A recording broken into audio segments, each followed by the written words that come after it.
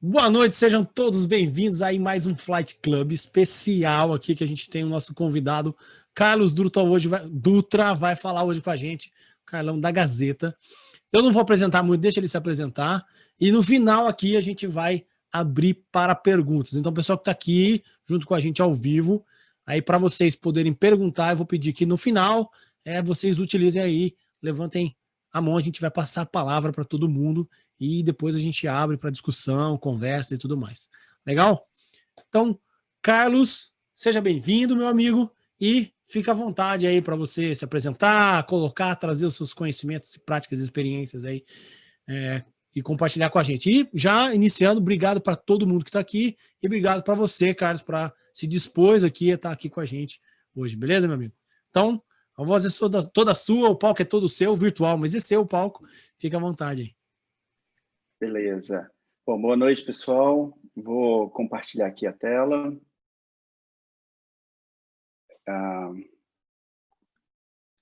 Bom, acho que apareceu aí para vocês, né? Bom, vamos falar um pouquinho de flight levels e métricas, né? É um case lá, uma historinha da Rede Gazeta. Isso. E aí, falando de mim, né? Me apresentando aqui, meu nome é Carlos Dutra, sou casado, tenho duas meninas, são gêmeas, têm 6 anos, fizeram esse ano 6 anos de idade, e vou te falar assim que implementar flight levels é mais fácil do que cuidar desse trio aí, ó, porque aqui em casa são elas que mandam, né? E eu, como é que eu posso dizer, no lado do esporte, né? Sou ciclista, gosto de pedalar e participo de competições, né? E tudo mais. Bom, e como profissional, eu vou contar um pouquinho aqui a história, né? De como é o nosso trabalho, de como a gente vem seguindo aí nessa implementação na Rede Gazeta. Bom, falando um pouco da companhia, hoje a Rede Gazeta ela é o maior grupo de comunicação do Espírito Santo, né? E hoje é uma empresa familiar, tem 92 anos, aproximadamente aí com 700 funcionários. As nossas unidades de negócio, a gente tem, somos uma filiada da Globo, temos aí 4 canais de TVs, 8 emissoras de rádio e portal de notícias, né? É o portal A Gazeta, o portal CBN, a gente tem o portal CBN, a rádio também, regional. E a companhia hoje, ela é um cenário assim complexo, né? É um cenário complexo porque ela está hoje na 4ª geração, né, da família. É uma empresa que tem tradições, né? E tradições traz assim uma complexidade na implementação, na transformação, né? Na transformação digital. Então, um desafio que não começou ontem, né? E nem vai acabar amanhã, né? É uma jornada assim bastante longa. Bom, posicionamento. Em 2016, aproximadamente, a gente fez o nosso posicionamento de mercado, né? Ser a maior autoridade mundial sobre o Espírito Santo, né? Esse posicionamento ele é muito marcante, assim, porque a gente quer estar presente para o capixaba, né? E não o capixaba situado aqui no Espírito Santo, mas também o capixaba no mundo, né? Quando quer buscar notícias do Espírito Santo, ele tem que ter em mente a Rede Gazeta, o A Gazeta, né? Que é o nosso site principal, para a busca de conteúdo. E um posicionamento tecnológico que é ser reconhecido mundialmente na frente de tecnologia para o mercado de publish. Esse é um grande desafio, né? Porque nós somos uma empresa comparada com os outros publishers, é uma empresa pequena, regional, né? Uma empresa local, nós não temos, comparado com New York Times, Washington Post, aqui no Brasil mesmo, né? Globo, G1, né? O próprio G1, a gente não tem tamanho, não temos nome, não temos recursos financeiros assim, o suficiente para ser reconhecido mundialmente. E o que nós temos? Né? E aí, lá em 2016, a gente pensou, cara, a gente pode ser ágil, a gente pode ser rápido, a gente pode trabalhar com tecnologia inovadora. Né? E aí a gente consegue mudar o comportamento das pessoas, da nossa audiência, né, dos nossos usuários, a experiência, não é comportamento, desculpa, a experiência dos usuários na leitura de conteúdo, né, e ser referência para os publishers na inovação tecnológica. Bom, diante desses dois posicionamentos, a gente foi buscar formas de fazer isso, né? Como fazer isso. E aí as nossas primeiras iniciativas foi a adoção de método. Tá? Hoje a gente usa o método Scrum, fizemos lá formação do time, né? Essa história aqui, ela aconteceu ali aproximadamente em agosto de 2016 até setembro de 2019, né? Essas iniciativas aí. Então a gente fez uma formação do time, fizemos a adoção, né? Adotamos o Scrum, seguimos à risca, né?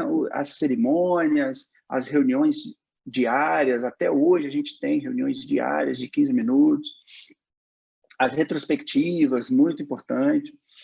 E tivemos também a liberdade, né? Da administração, o apoio da administração e dar liberdade para a gente poder trabalhar e acreditar aí no método para poder se obter agilidade.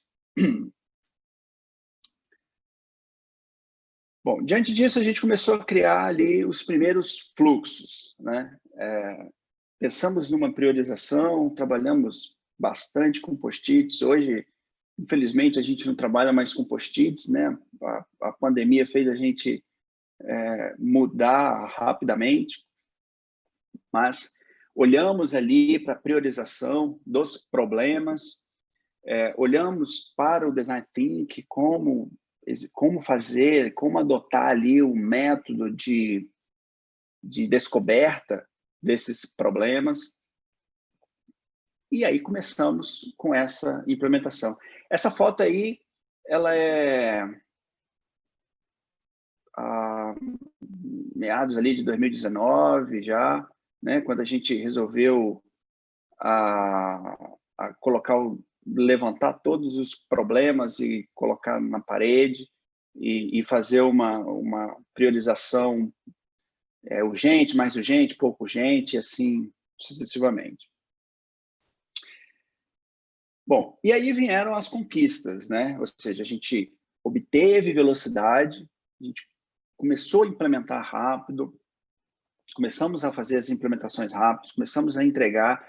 Em setembro de 2019, foi um mês assim muito importante para a companhia, porque a gente entrou com um novo site, a Gazeta, né? Foi um trabalho ali de 8 meses, aproximadamente, construindo um CMS, que é um sistema para construção de conteúdos, e um portal de notícias, né? Hoje é o maior portal do Espírito Santo, com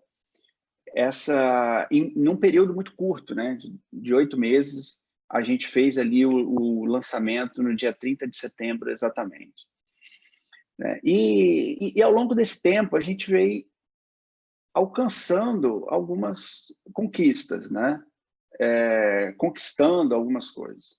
Tivemos ali, hoje somos o publish que melhor utiliza a tecnologia EMP, né? É uma tecnologia web para aceleração na entrega de conteúdo, né? Somos um parceiro do Google e Facebook para implementação e acesso antecipado à inovação na web.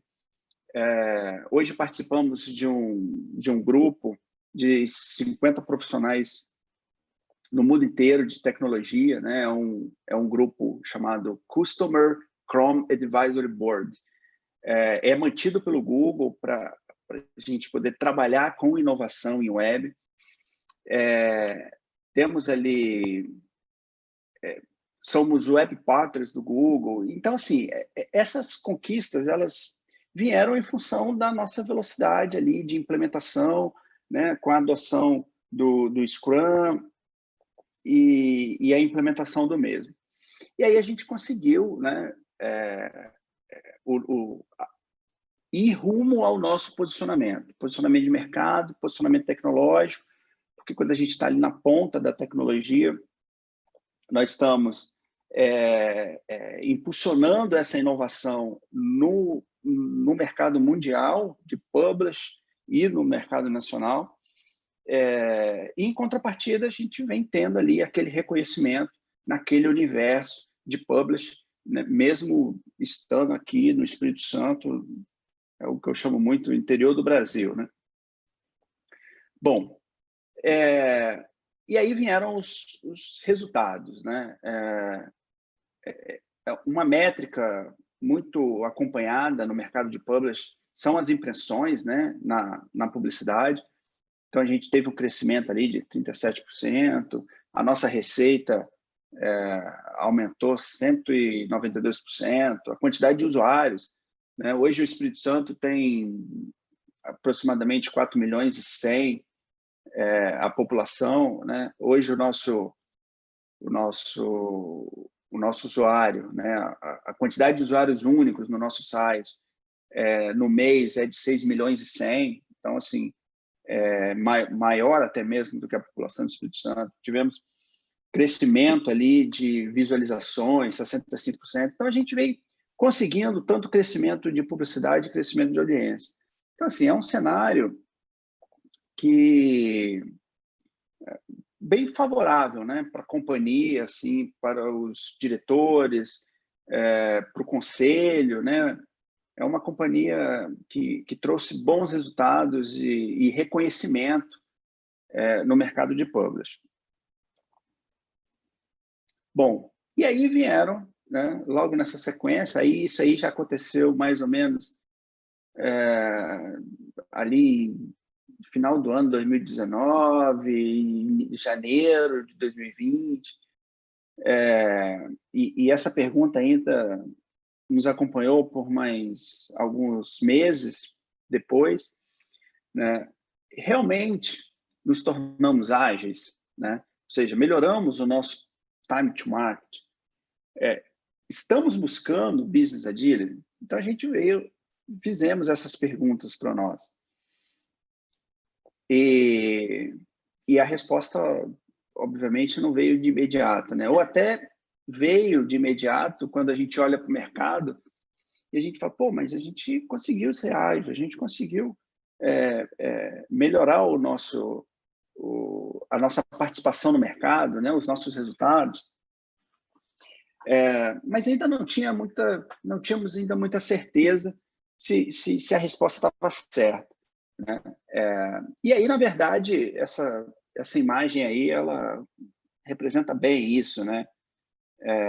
Um time ágil e uma organização lenta, ainda a organização continua lenta, né? Então, não basta ter um time ágil, sendo que todo o fluxo, né, o upstream ou downstream tá lento, porque o resultado da companhia pode não mudar.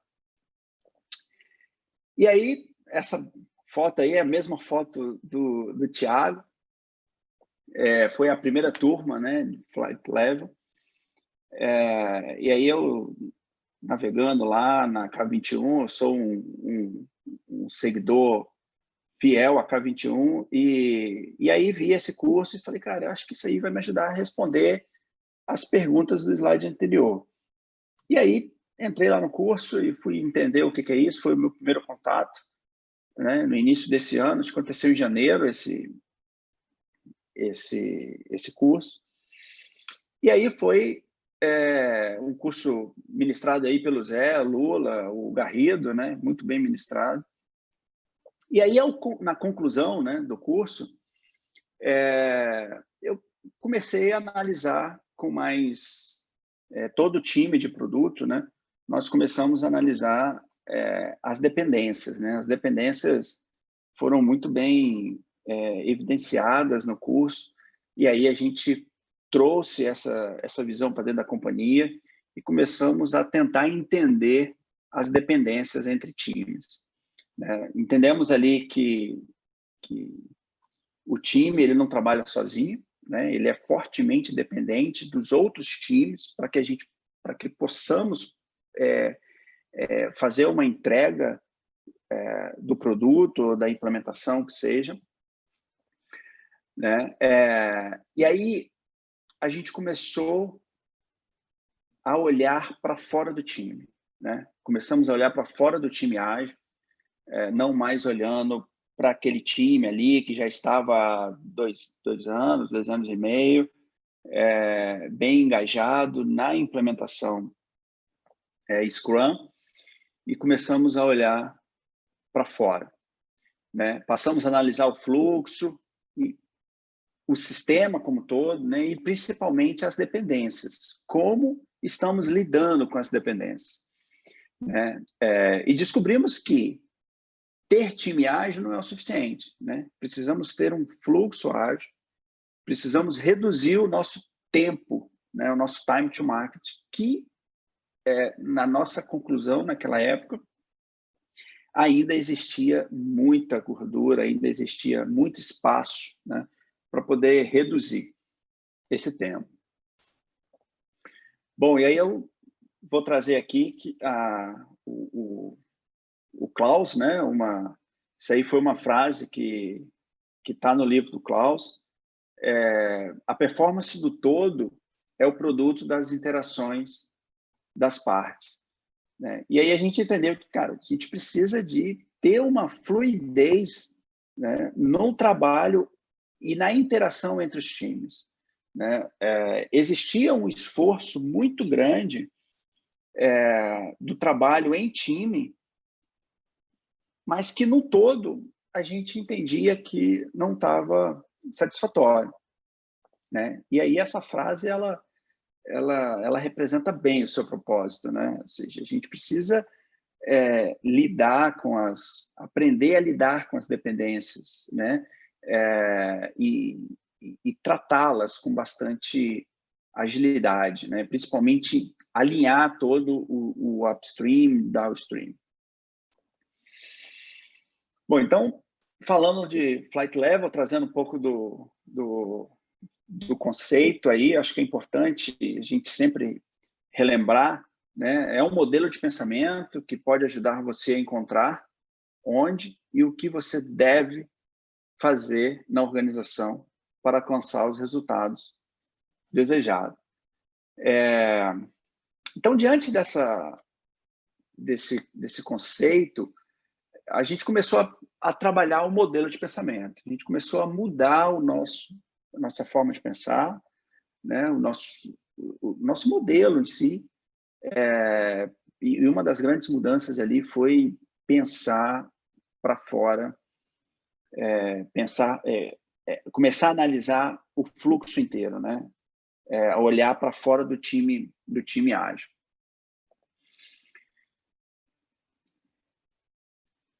Bom, e aí um dos primeiros passos que a gente fez, a gente tem lá a estrutura do Flight Level, e aí eu fiz o nosso encaixe a esse modelo, né? As nossas iniciativas estão ali na parte estratégia, Na parte de coordenação, a gente tem as nossas funcionalidades, ou épicos, né? Comumente conhecido. E aí vem as histórias de usuário, que fica ali transitando entre o nível de coordenação e o nível de operacional, e as tarefas, né, que vão gerar ali as atividades para o time. Então, a gente encaixou o nosso modelo, as nossas nomenclaturas, ao modelo do Flight Lab, né? São 3 níveis. E aí, como a nossa decisão foi, cara, vamos agora encaixar as nossas métricas, né? As nossas métricas a esse modelo. Então, antes mesmo de pensar em implementar um modelo, de falar de Flight Level, que até hoje eu não falo de Flight Level, falei uma vez só com o meu diretor, mas a nossa preocupação era mapear, né? Era entender, né? Se tinha que fazer uma transformação, né? Uma mudança no nosso modelo de pensamento, então a gente precisava de entender como que está todo o nosso fluxo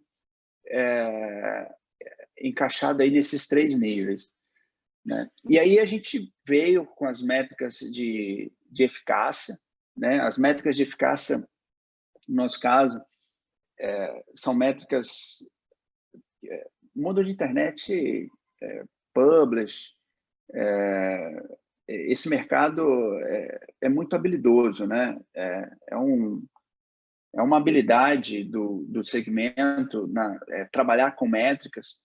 Então, a gente pensou, falou, não, vamos metrificar o cenário atual, né? Como que está isso, como que estamos, né?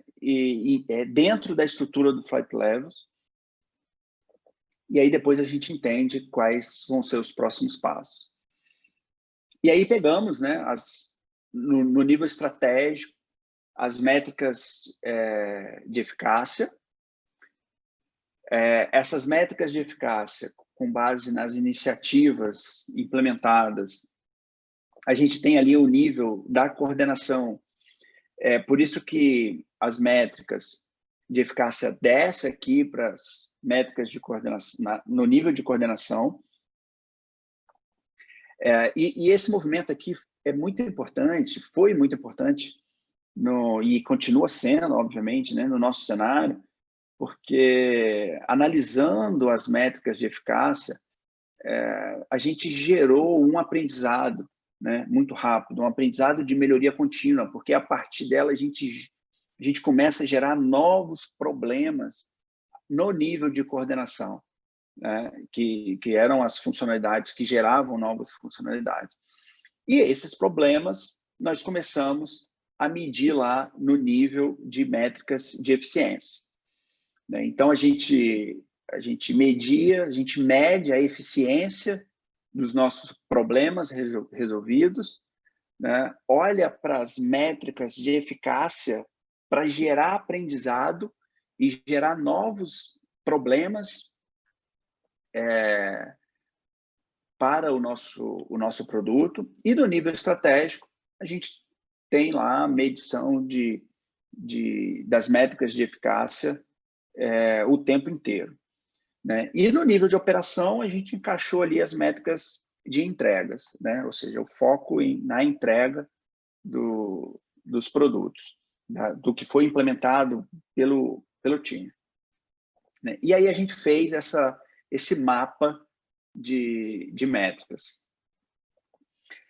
Com isso, a gente começou a integrar um pouco mais, porque antes de conhecer Flight Level,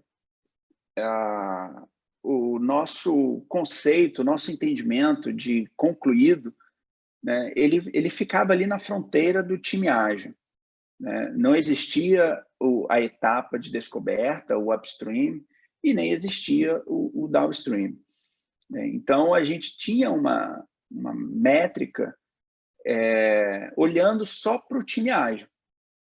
E aí, um passo seguinte foi: vamos ampliar o nosso fluxo, né? Vamos subir o rio e vamos descer o rio, né? Ali antes e depois do time ágil.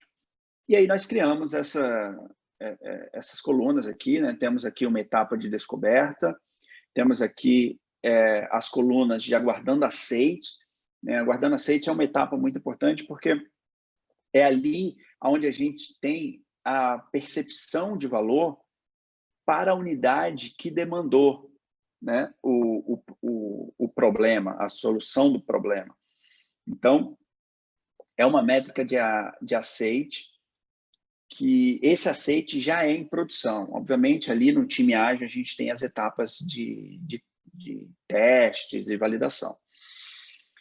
E tudo que é implementado e que vai para a produção e que recebemos um aceite, né, ou seja, a percepção de valor do usuário, a gente tem uma etapa para metrificar isso, né, que é as nossas métricas de eficácia. E depois dessas métricas, a gente vem aí para as próximas etapas, né, em fase de propostas e na venda, né, em venda, vendendo, propriamente dito. Então, nesse downstream, a gente tem ali vários times envolvidos nesse fluxo, né? No Aguardando Aceite, são 5 setores diferentes. Aguardando Métricas também tem um time dedicado, exclusivo, para poder fazer todas essas medições e gerar aprendizado para nós. E aí, nas duas últimas, a gente tem a etapa comercial, que acontece, né? Isso não significa que 100% dos itens que vão para o desenvolvimento, eles entram na fase de proposta, né? A gente analisa muito isso, o que faz sentido e o que não faz. Obviamente, são demandas que são diretamente direcionadas ao comercial, ao atendimento comercial, mas também a gente tem demandas ali direcionadas ao fluxo de trabalho interno, por exemplo. Bom, e aqui é um retrato das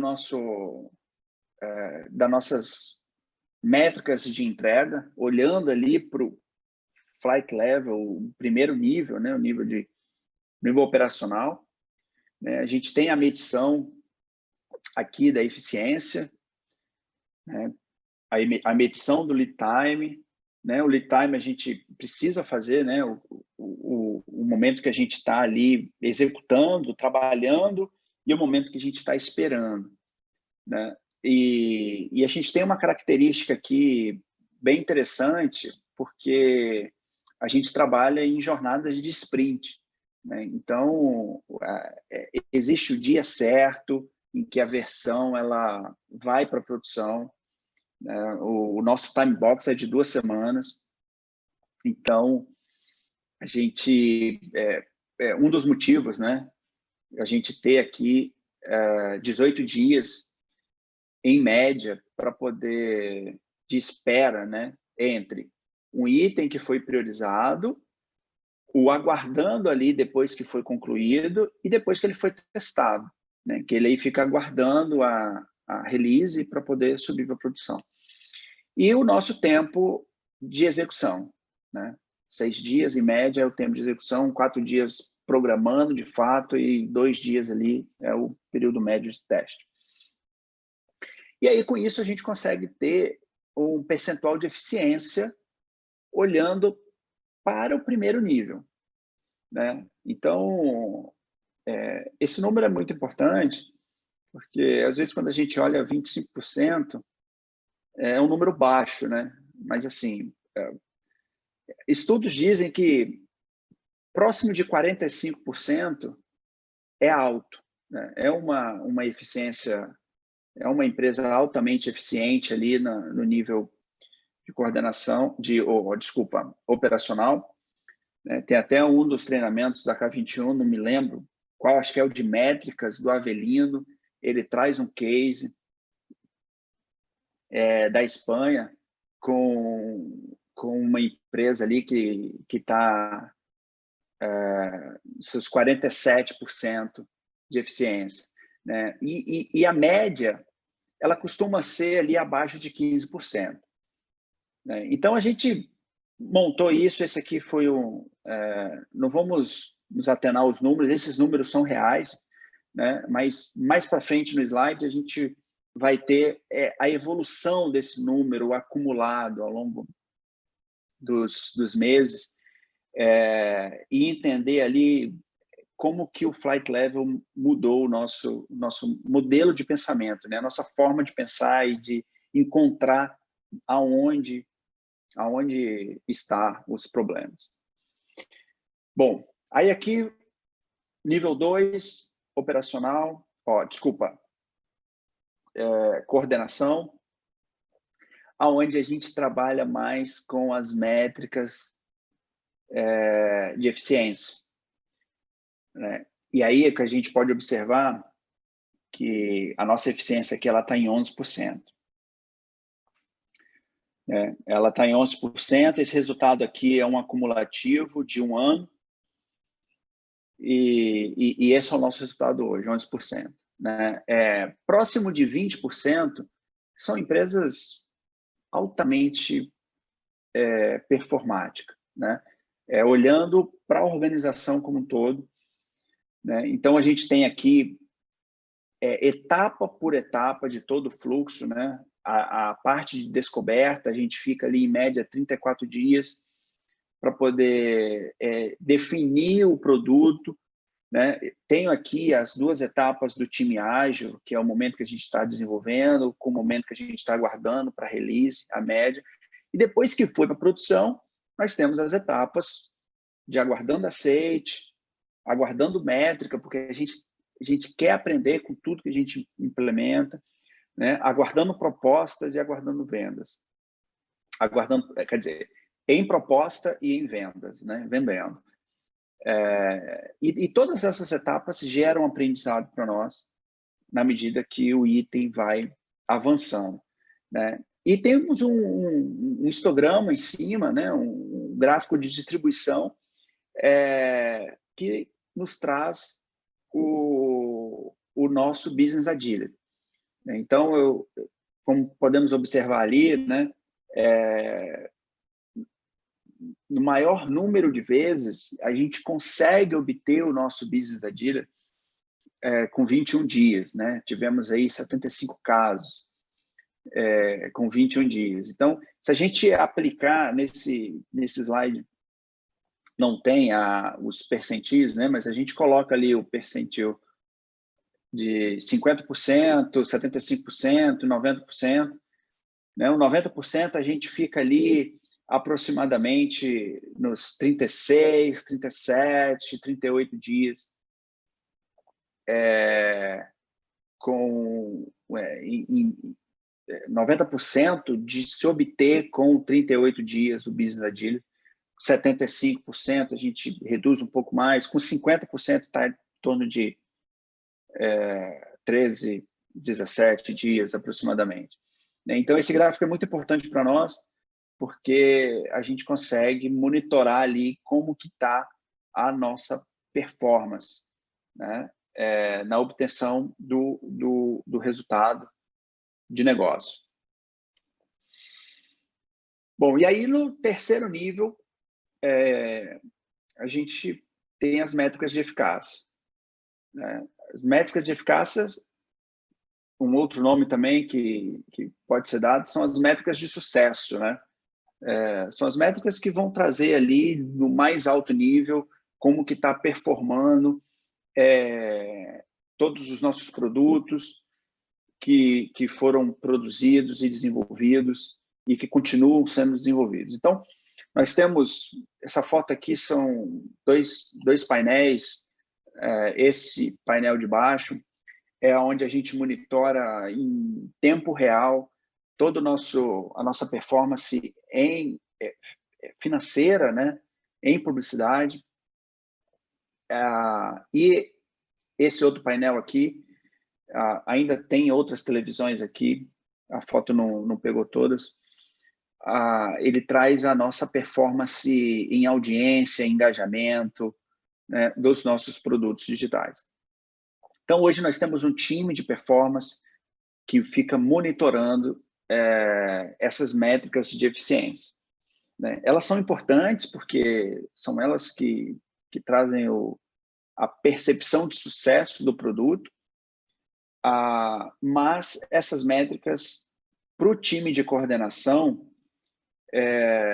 ela não é tão importante assim, né? As métricas de eficiência é onde a gente monitora com mais frequência, porque é lá que vai conseguir, é lá que é onde a gente consegue enxergar mais rápido uma implementação que a gente fez, que deu certo ou que não deu certo, que a gente precisa corrigir muito rapidamente, né? Então, quem está no nível ali de métricas de eficácia não tem essa percepção, né? Não enxerga caso a gente cometa algum erro lá embaixo, no nível de coordenação, porque quando a gente comete algum erro, rapidamente a gente entra com uma melhoria do produto e a gente volta a monitorar, e muitas das vezes essa percepção ela não é vista no nível 3 por conta da agilidade. Então, com isso eu faço uma conexão, né, ao modelo de pensamento do Flight Level, porque ele consegue nos mostrar exatamente aonde a gente precisa atuar, né, e o que a gente precisa fazer para poder corrigir muito rapidamente. Então, a gente tem pouca percepção assim de caos, né, no nível 3. Bom, avançando, e aí a gente levou, né, para todo esse trabalho que hoje é feito, a gente teve que incorporar outros times, não apenas o time de desenvolvimento, né? A empresa não é uma empresa toda empresa é de tecnologia, né? Mas a atividade principal dela não é desenvolvimento de software.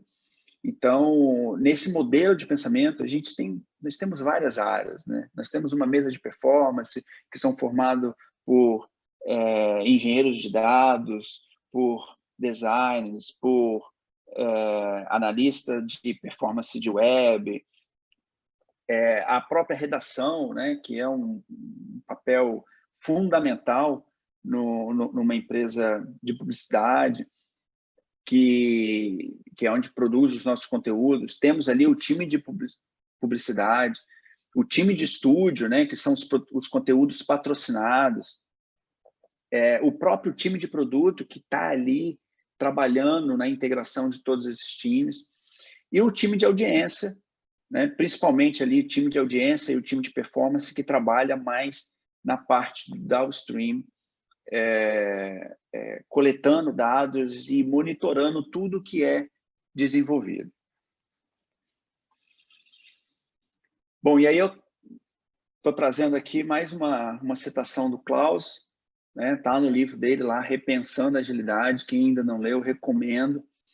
É um modelo, o modelo de Flight Level é um instrumento de comunicação para identificar o efeito de melhorias específicas nos vários níveis dentro da organização e descobrir onde dentro dela isso faz sentido ou é possível alavancar melhorias.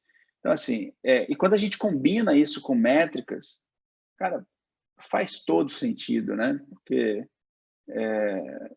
hoje a gente consegue enxergar exatamente onde está o gargalo, né? Onde está a dependência, onde está por conta desses monitoramentos, né? Temos muito que melhorar, né? Isso, a gente tem consciência disso. Os resultados a gente acredita que podem ser melhores, mas a gente hoje tem uma tranquilidade, né? Uma tranquilidade de entender, de poder ter ali um monitoramento efetivo de qual nível dentro do Flight Level a gente precisa atuar rapidamente, né? Bom, e aí depois dessa implementação, a gente começou a implementar novos fluxos, né? Esse aqui é só um exemplo. A gente melhorou o nosso modelo de priorização, né? Porque a gente começou a enxergar que algumas coisas que a gente tínhamos implementado não tinham gerado resultado. Tinham caído no meio do caminho, não tinham chegado para se obter o time to market ou business agility. E isso fez a gente olhar para o início, né? Para o início do rio, lá no upstream, né? E melhoramos o nosso modelo de priorização. Esse modelo aqui, inclusive, ele foi um print que eu tirei há 5 dias atrás, e hoje ele já está um pouco melhor, ele já foi reformulado novamente. Então, está sendo tudo muito rápido essa reformulação, para a gente poder priorizar, de fato, o que é importante, né? Porque quando a gente prioriza o que realmente é importante, lá no início, o nosso time to market vai ser reduzido, o nosso business agility vai ser reduzido lá no downstream, né? Então, a gente montou aqui um score de evidências, né? Onde a gente consegue acelerar, a gente inicia a implementação ali bem cauteloso, né? Mas na medida que a gente vai obtendo resultado e vai aprendendo e vai gerando valor, vai escalando essa demanda ou a melhoria dessa demanda dentro da nossa régua de priorização. Hoje a gente tem uma régua de priorização, e isso vai ganhando cada vez mais velocidade, né? Então, isso significa que quando você olha no fluxo, né, a primeira implementação, que é aquela primeira ideia, ela tem um resultado, um time to market ali, né? E quando você olha para a terceira versão ou quarta versão, a gente observa que o tempo é muito menor, o time to market é muito menor comparado com a primeira. Por quê? Porque ela vai ganhando evidências e a gente vai escalando com mais velocidade a implementação disso, né? E, obviamente, o envolvimento do downstream, lá no começo, nos deu uma evolução assim muito grande da percepção de valor de todo o fluxo. Bom, e aqui eu trouxe um gráfico de evolução dessas métricas, né, trazendo aí três indicadores, né? Eficiência, proposta, a fase de proposta e o nosso lead time. Bom, olhando aqui a parte de proposta, e é importante dizer aqui que esse gráfico, ele é um gráfico acumulativo, né? Então, eu olho ele sempre acumulado. Então, eu tenho aqui na primeira coluna, de setembro de 2019, né? Trouxe uma amostra aqui para vocês, de setembro de 2019 a novembro de 2019, nós tínhamos ali as nossas propostas mais de 100 dias na fase de proposta, né? Obviamente, precisava ali de uma grande arrumação, né? Foi justamente naquela foto que eu mostrei para vocês no início, com aquele tantão de post-its pregado ali, que era um acúmulo danado. E aí a gente veio trabalhando nisso. Nesse mesmo período, de setembro a novembro, a gente tem ali um lead time de 23 dias, aproximadamente. Nós tínhamos 23 dias, né? E a nossa eficiência, ela estava ali 21%.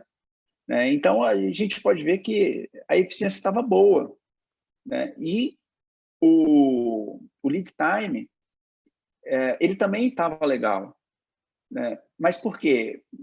Porque o nosso entendimento de done era a entrega para a produção. E aí, quando a gente começou a implementar, começamos a ampliar o nosso downstream, e começamos aqui, né, o o gráfico mostra claramente, quando a gente olha para o próximo, que é de setembro até fevereiro, o acumulativo, a gente percebeu que o nosso lead time aumentou. Né? Ele aumentou por quê? Porque o downstream, né, ele ficou maior ali, a gente desceu o rio. Né? A eficiência, ela caiu, né? De 21% foi para 14% de eficiência. E aí a gente veio tendo, né, olhando o próximo de setembro a maio, a nossa eficiência continuava caindo. Né? Em compensação, a gente teve ali a parte de proposta, né, ela caiu para 29, que depois piorou um pouco para 37, e aqui se manteve praticamente, né? E o lead time, ele também foi piorando. Né? Por quê? Porque a gente estava ali trabalhando, a gente estava olhando as métricas e estávamos ampliando, integrando os times e ampliando o downstream. Esse outro gráfico aqui, eu separei ele porque para a gente poder ter uma visão acumulativa, só que a curto prazo, né? Olhando, por exemplo, de julho de 2020 até hoje. Né? Então, olhando de julho até hoje, a nossa eficiência estava ali em 11. Né? Quando a gente encurta um pouco mais, de agosto até hoje, a nossa eficiência ela já sobe para 14. Então, assim, isso mostra para a gente que a nossa eficiência ela está melhorando quando você olha a curto prazo. Né? Então, a gente tem uma melhora da eficiência olhando para todo o fluxo. Né? De setembro até hoje, a gente está em 15%. A gente tem uma queda novamente do lead time, então a gente começa a voltar, né? a ter uma agilidade ali no time to market. E a nossa proposta, que é a fase de descoberta, o upstream, a gente tem uma queda ali a curto prazo muito rapidamente, né? Por conta da nossa velocidade ali na definição de produto, de saber o que quer e mandar para o time de desenvolvimento. Né? Então, quando a gente começa a olhar no curto prazo, a gente percebe que nós estamos no caminho certo. Né? Precisamos ainda muito de melhorar, né? Essa taxa de eficiência aqui, ela precisa de subir ali para 20%, 20%, né? Ou até mais de 20%, é o nosso desejo. E o lead time caindo. Né? O lead time caindo, automaticamente a eficiência vai subir. Né? Então, isso aqui foi uma demonstração, um resultado, né, que eu tirei aqui para a gente. Bom, e aqui é a gente olhar o painel de métricas. Né? Eu mostrei aqui as imagens, mas aí posso também mostrar como que isso tudo está montado. Obviamente, aqui eu trouxe os que mais representam para nós, mas a gente tem um CFD definido para os níveis de coordenação e operacional. Então, eu vou trocar aqui o painel. Eu acho que eu vou precisar parar.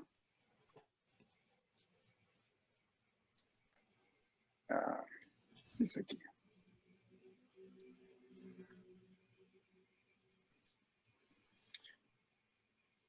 Bom, então, esse aqui é o painel, né? Então, a gente montou aqui as métricas no nível 2 do Flight Level. Eu tenho aqui o CFD dentro desse nível.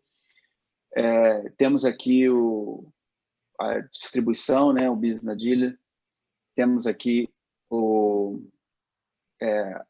quando a gente avalia a entrega, né? A entrega em produção apenas. Então, eu tenho o fluxo completo e eu tenho logo após do time ágil. E aqui eu faço as medições para poder analisar os resultados a curto prazo. né? Então, aqui eu já estou olhando a curto prazo, estou olhando de julho até hoje, por exemplo. Né? E aqui eu tenho o nível 1, né? Então, o CFD, vocês podem observar, a gente tem essa quebra aqui, justamente porque eu trabalho com o Scrum, que a gente tem um time box de envio de release, então a gente tem essas quebradinhas aqui. Bom, gente, então, voltando aqui,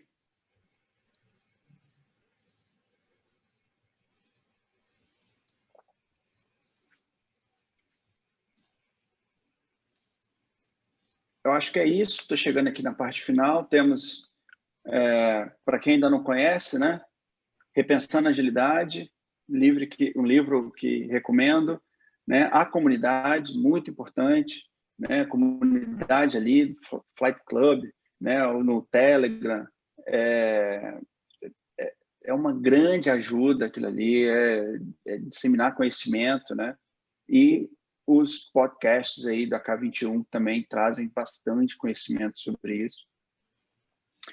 Bom, e aí chegamos no final. Um obrigado aí, agradeço o tempo de todos e a dedicação aí, né, por ter escutado um pouquinho da nossa história, um pouco do que a gente vem vivendo aí. Temos muito a caminhar, muito a melhorar, mas um pouquinho aí a oportunidade. Obrigado pelo compartilhamento dessa trajetória aí da Rede Gazeta. Muito obrigado, meu querido amigo Carlos. Muito legal. Palmas aí, né? Para você. Show, adorei. Já veio perguntas, o pessoal já mandou aqui no chat. Quem quiser mandar pelo chat pode mandar. Quem quiser abrir o microfone, só levantar a mão aqui, a gente vai. Só avisar aí que a gente abre o microfone para a gente estar falando. Carlos, eu queria fazer. Vou começar com uma das perguntas, e depois eu vou fazer aqui o que a Cíntia já até mandou aqui para a gente pelo chat. Mas eu vi uma coisa aqui que você mostrou várias métricas, eu achei muito interessante, muito legal. E aí eu queria fazer uma pergunta para você, que é o seguinte. Teve uma hora aqui que você mostrou para a gente um quadro, um slide, né, que tem estratégia, aí você colocou lá iniciativas, métricas de eficácia, métricas de eficiência, e a eficácia, por exemplo, lá depois ela se repetia para o nível de coordenação, né, e também existiam métricas de entregas lá na operação. E a pergunta que eu faço para você é: por que vocês pegaram essas métricas de eficácia e trouxeram lá de cima da estratégia para a coordenação? Por que vocês fizeram isso? E se você pode dar, por exemplo, uma métrica, explicitar um pouco mais aqui, uma das métricas, se você puder falar, de eficácia de vocês. A gente sabe que às vezes as métricas, até alertar todo mundo, tem informações que são essenciais para o próprio negócio, então que a gente possa respeitar caso ele não respondeu uma ou outra métrica diretamente, tá? Que às vezes é estratégico para a própria empresa, né? Diga lá, Carlos. Sim, sim. Não, é tranquilo. Assim, essa estratégia de trazer para o nível de coordenação é justamente para a gente poder gerar o aprendizado, né?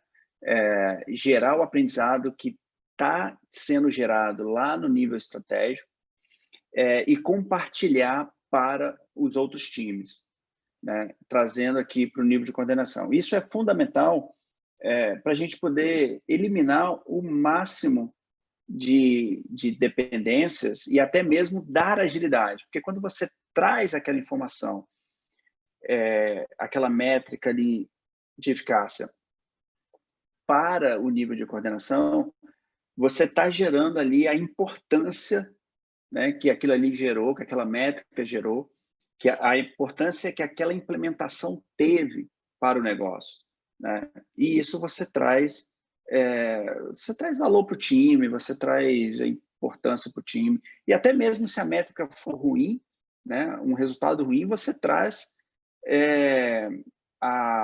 rapidamente o redirecionamento para o time, né, para, cara, não vamos perder tempo com isso mais, porque essa métrica aqui, essa implementação não deu resultado, né?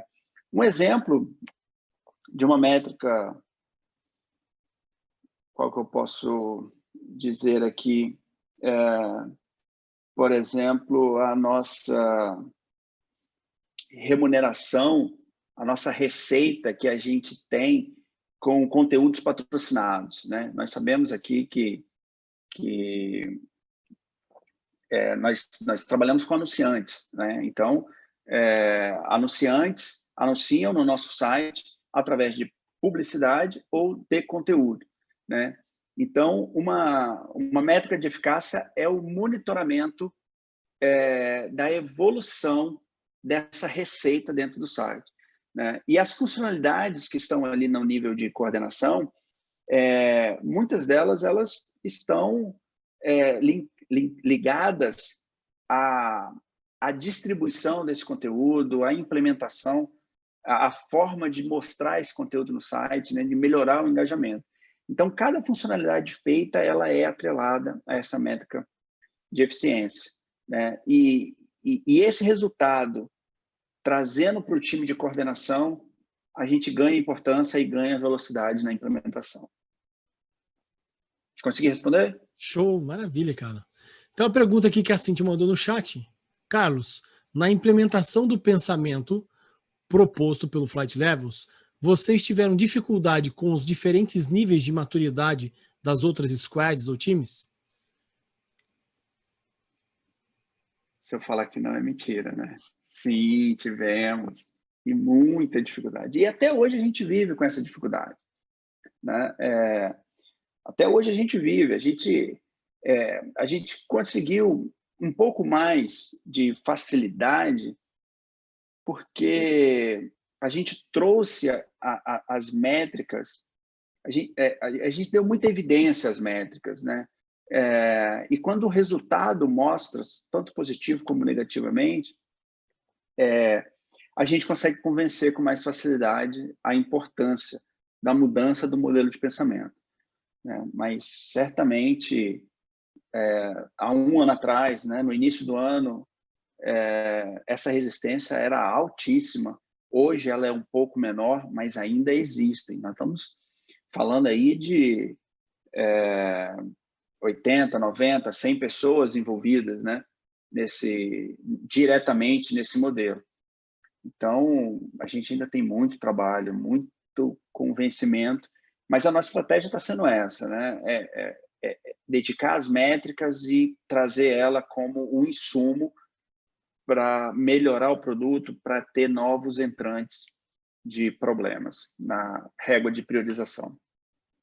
Show, muito bom. Passar aqui a voz aqui, Heleno Alves, por favor, meu amigo, pode fazer a sua pergunta. Olá, tudo bem? Carlos, muito boa apresentação, muito bacana, gostei muito e senti muita empatia, principalmente quando tu demonstrou aquele slide que apresenta os itens de trabalho que tu usou em cada nível.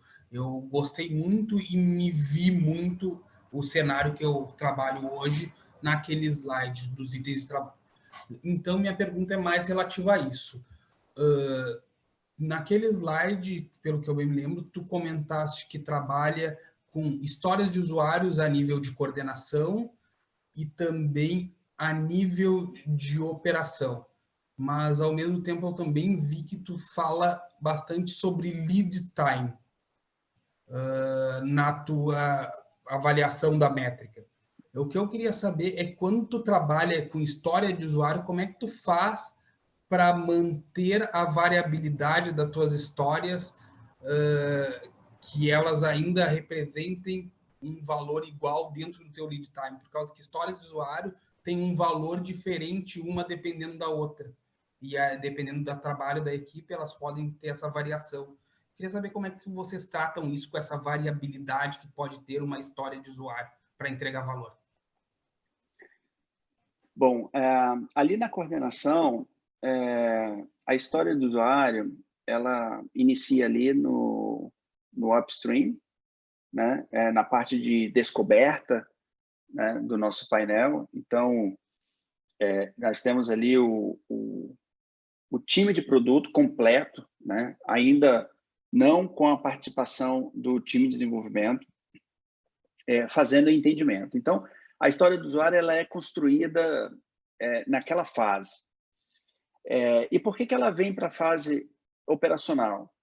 Porque a gente ainda entende que ela pode ser complementada quando a gente aplica uma cerimônia que a gente faz com o time de desenvolvimento, que é o Plane Poker, né? A gente implementa o Plane Poker para todas as funcionalidades que o time assume o compromisso de implementar. Então, obviamente, a história ela pode sofrer ali uma variação, né? Uma variação por limitação técnica, uma variação por até mesmo por novas ideias, porque a gente tem um time ali que está olhando para o lado tecnológico, e isso pode trazer, né, pode tirar a limitação que o time de coordenação pode ter. Então, isso é bem natural, entende? A gente usa uma plataforma para isso, uma ferramenta, e aí, no momento que essas cerimônias vão acontecendo, ao mesmo tempo, a gente está ali atualizando aquela história do usuário. E aí, quando a gente passa pela etapa de priorização, pelo Plane Poker, a história do usuário ela é congelada ali naquele momento, né? E que é onde entra nas cerimônias de sprint. E aí, desse momento para frente, como que vem essa variação? Essa variação vem com base na melhoria, né? E aí a gente tem uma nova história de usuário que pode ser um complemento ou pode estar linkada, né, a uma outra funcionalidade, a uma outra época.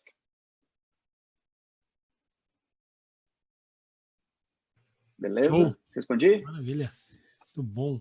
Temos mais uma pessoa para perguntar aqui. Por favor, Tiago. Tiago Silva. Manda aí, meu querido. Amigo do Tiago. Carlos, em primeiro lugar aí, parabéns, viu? Muito boa apresentação. Belo case. E eu tenho, na verdade, são duas perguntas, eu acho que básicas aí, que você acha que rapidamente vai responder, mas que geralmente a gente é perguntado sobre isso, né? A primeira é assim, qual é a maior barreira que você encontrou para a adoção desse modelo de pensamento? A gente fala adoção porque é uma coisa constante, né? Você começa de uma forma, daqui a pouco você já mudou, né? Porque a empresa mudou, o mercado mudou, e que você encontrou de barreira? Essa é a primeira pergunta. E a segunda, qual foi o maior benefício que você encontrou indo para esse modelo de pensamento, né? Pensando dessa forma e fazendo com que a empresa pensasse dessa forma também. Bom, Tiago, obrigado pela pergunta. E, assim, a maior barreira, eu acho que foi o entendimento das pessoas na busca da melhoria contínua, né? Porque a gente estava num cenário ali que o mercado estava respondendo bem às nossas ações. E então a percepção do time, né, das pessoas ali envolvidas naquele fluxo, era que não precisava mexer em nada, precisava. Time que está ganhando, tem aquele ditado, né? O time que está ganhando, você mantém ele ali naquelas posições que ele vai continuar ganhando. Então, eu acho que esse foi assim o maior desafio, entende?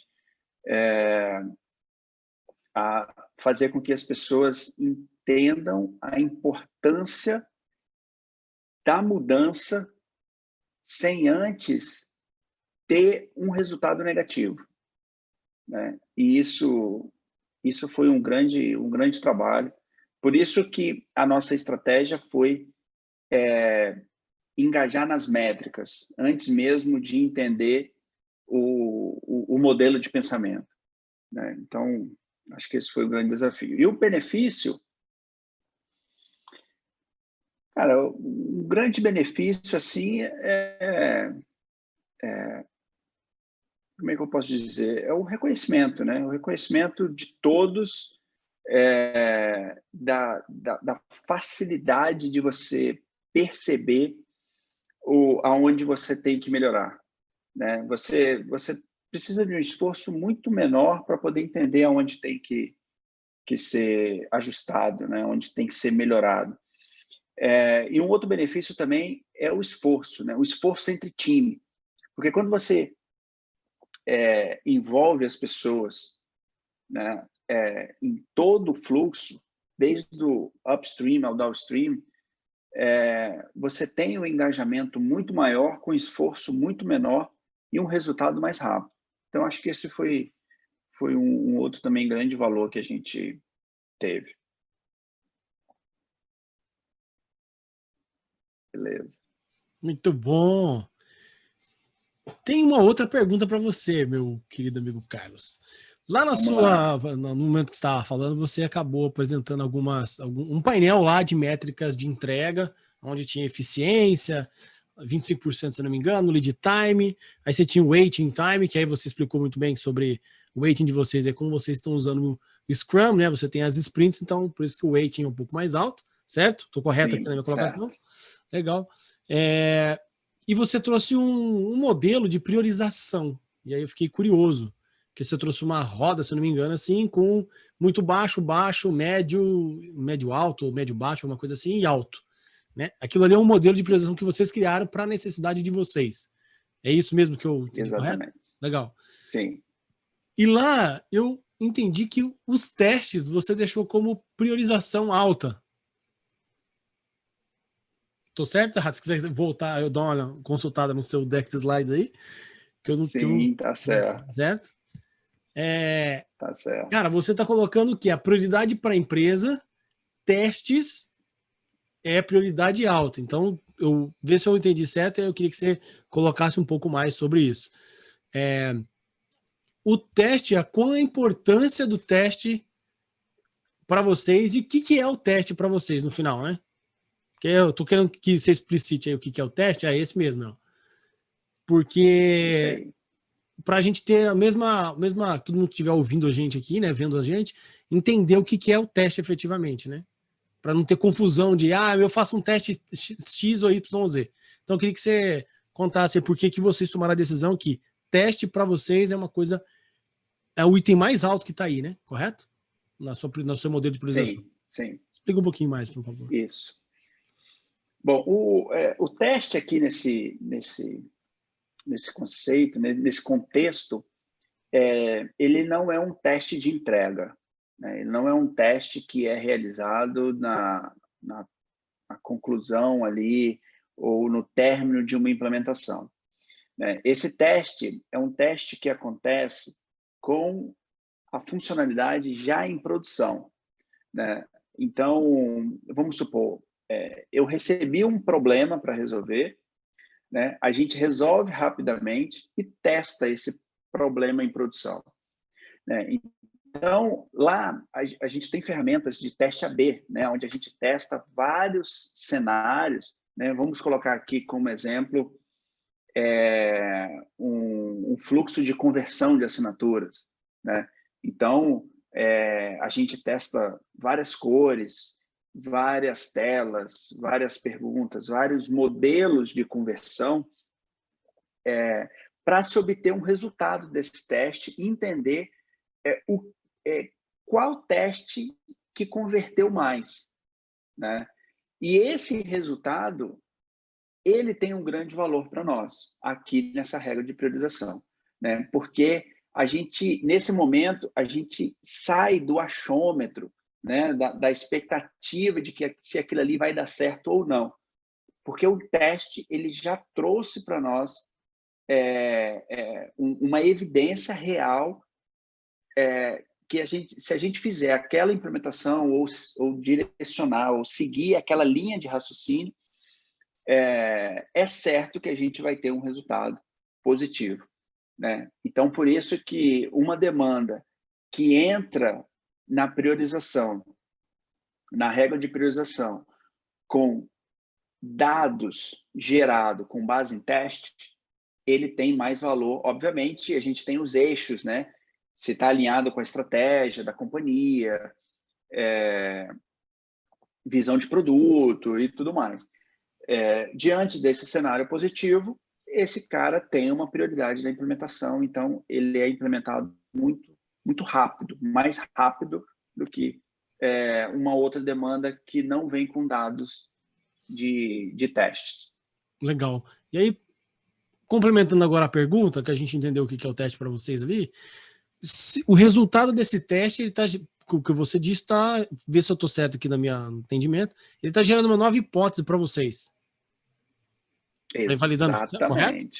Perfeito. Então, se ele gerou uma nova hipótese, ele vai voltar aonde? Aí eu queria entender aonde, dentro do Flight Levels, essa nova hipótese do teste, ela está entrando, essa demanda nova, né? Essa hipótese que surgiu, confirmada ou não, independente aí. Isso entra diretamente no operacional, ou você está usando esse modelo já para a área de coordenação, lá para o Flight Level 2, onde o pessoal já vai olhar o resultado daquilo para usar na coordenação e não diretamente na mão do... Não, pega aí o time, pega o resultado e vamos fazer. Como é que vocês trabalham aí? Exatamente. Essa hipótese gerada com base nos testes, ela entra na coordenação. Ela gera aprendizado para o time de coordenação, né? É montada ali a história do usuário, porque ali geram novas hipóteses, né? Novas expectativas, e na sequência vem para o nível operacional para ser implementado. Show, cara, legal. Exatamente isso. E, obviamente, ela entra nessa regra de priorização, ela entra com uma prioridade alta, né? Porque, como o score aqui apresenta,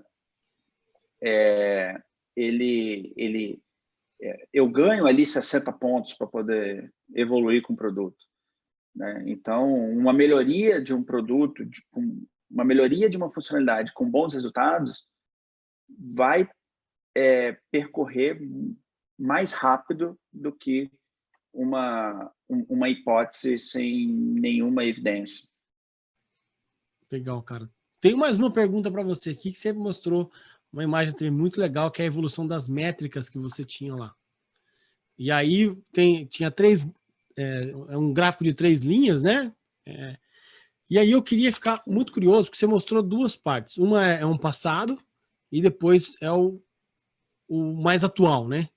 Então eu queria entender ali se realmente o que eu entendi é setembro de 2019, se eu não me engano, que é o gráfico, isso aí é antes de você entender melhor o Flight Levels e começar a usar o modelo de pensamento. Exatamente. Faz sentido? Exatamente. E aí o lado direito do gráfico, se você quiser até mostrar de novo aí para todo mundo, começa a mostrar os resultados, você já usando o modelo de pensamento, e aí os dados que acontecem. Você consegue compartilhar de novo aí a tela? Só para entender a pergunta? Estou compartilhando aqui. Então, quando você começou a levar o Flight Levels, quer dizer, vamos entender o que o Flight Levels faz para a gente começar a fazer a mudança, a gente está vendo gráficos de descida. Então, o seu lead time ali, que é o laranja, que é o primeiro de cima para baixo, ali do lado direito, ele está descendo. É isso mesmo? É isso aí. O seu lead time diminuiu usando o modelo de Flight Levels. Exatamente. A eficiência, quer dizer, vocês começaram a se tornar mais eficientes. A partir do momento que você começou a realmente usar o modelo de Flight Levels. Está subindo o gráfico azul, que é o lá embaixo, o último, correto? 11, 14 e 15. Exatamente. E aí tem mais um ganho. E aí agora tem o de proposta, que é o gráfico verde, que também desceu comparado a antes do Flight Levels. E depois do Flight Levels, certo? Que aí ele desceu até meio que, eu não vou falar aqui exponencial, mas quer dizer, uma descida bem grande, né? Exatamente. O que é essa proposta, só para a gente entender um pouquinho melhor, que aí está a prova através de dados, que o que é antes e depois de usar o modelo de Flight Levels, o que ele pode trazer para você. Só melhorias o teu gráfico está trazendo, correto? O que é só a proposta para a gente poder tangibilizar aqui? Porque eu entendi, mas ficou um pouco... Acho que é bem específico para vocês, né? No caso da Gazeta, ou a proposta. Mas só para a gente tentar entender um pouco melhor o que é a proposta. A proposta aqui, a gente pode entender como a etapa de upstream, né? A etapa ali de descoberta do problema, né? A gente trata na priorização tudo como um problema, né? A gente não recebe ali o que precisa ser feito, a gente não recebe a necessidade, a gente recebe o problema E com base no problema, ele é priorizado e a gente aplica técnicas de design thinking nesses problemas, para poder entender de fato o problema e propor ideias para solucionar esse problema, né? Então, a gente tem o tradicional tanque de decantação, né? Que você tem lá o propósito, você tem os problemas e você tem as ideias para aqueles problemas, e para cada ideia você tem uma métrica para ser medida, né? Então, a gente trabalha arrisca isso, né? Então, esse tempo aí de 8 dias, né? Hoje caiu para 8 dias, é o tempo para se fazer esse trabalho. É o tempo onde a gente entra com essa demanda na priorização, a gente reúne o time de produto com os usuários-chave, aplica o design thinking, entende e aí manda para a próxima etapa, que é o time ágil. Então isso saiu ali de 34 para 8 dias, em média. E aí, com o modelo de pensamento, então, o que você está dizendo comecei a usar o modelo de pensamento, levar para todas essas áreas que são envolvidas aí para fazer esse discovery, e aí você você trouxe até uma das técnicas que você usa, que é o design thinking, né? Provavelmente deve ter outras também, e você conseguiu encurtar esse processo em quase 30 dias, né? Porque de 34 para 8, né? Você conseguiu encurtar em 28 dias, se eu não errei a conta aqui. Ou 26 dias, né? 26. Tá certo minha conta, Maria? Eu fiz certo? 26, né? 26, obrigado. 26 dias. Então, assim, cara, é surpreendente o tempo na hora que você conseguiu envolver todo mundo com o pensamento, né, cara? E aí tá os dados. Cara, parabéns, cara. Show de bola aí o resultado. Pessoal, alguém tem alguma pergunta a mais para fazer pro Carlos? A gente está chegando nos nossos minutos finais aqui. Muito legal. Carlos, eu acho que até essa pergunta que eu acabei fazendo, trazendo e destacando esse ponto das métricas, né? O resultado do Flight Levels, do antes e depois de você usar a métrica, cara, fiquei muito contente de ver já resultados assim. Aqui no Brasil, né? A gente tem muitos casos lá fora sendo relatados. E, então, assim, parabéns. Muito obrigado. E aí eu queria deixar os últimos para você fazer aí últimas palavras suas aí, e fica à vontade aí antes de eu fazer o encerramento. Zé, assim, cara, eu só tenho a agradecer assim, o tempo aqui, né, por ter compartilhado com vocês, né? Eu acho que a comunidade tem ajudado bastante, né? Da mesma forma que eu aprendi muito com vocês da K21, aprendi muito com o Thiago, olhando várias vezes os vídeos dele e participando dos eventos. E agora estou aqui, né, compartilhando. Eu acho que é esse o espírito, né? Levar aprendizado para aqueles que estão menos avançados, para aqueles que estão mais avançados, porque independente do nível que cada um de nós estamos, né, a gente está gerando ali aprendizado com isso. Então, assim, é só agradecer mesmo, agradecer toda a turma aí que acompanhou, e é isso, cara. Acho que temos muito caminhos ainda, acho que vamos trocar muitas ideias ali ainda na comunidade e gerar bons resultados. Cara, muito obrigado, Carlos. Valeu mesmo de coração por ter se disponibilizado, estar aqui e falar com a gente. Quero agradecer também, especialmente, a Maria, João, que está lá em Portugal e está até agora aqui ouvindo a gente. Já são, se eu não me engano, quase 1h da manhã. 10, 9, não, da meia-noite, é por causa do horário de verão, já me confundi. Meia-noite, está aqui depois de um dia de trabalho, né? Ainda está aqui com a gente. Obrigado. Tiago, Arcas, Rodrigo, Felipe, Kleber, Bruno, todo mundo que estava aqui com a gente. Muito obrigado. E acompanha aí, se você está vendo, assina aí o canal da Flight Levels Academy. Mês que vem, Se você olhar, o próximo vídeo provavelmente que vai ser lançado pela Flight Levels Academy vai ser um assunto muito legal, que é o Teams Topology, é sobre um livro. Então o Matthew e os escritores vão estar lá, batendo um papo com o Klaus e com o Cliff. Então vai ser bem legal. Eu vou estar lá também. Então participe da comunidade, leia os livros, converse com essa galera aqui, ó, acha esse pessoal aqui no LinkedIn, manda mensagem, sistema puxado, já viram, né? Manda mensagem aí para eles, que eles ajudam a responder, é muito legal. Obrigado a todo mundo, obrigado mesmo, e um grande abraço.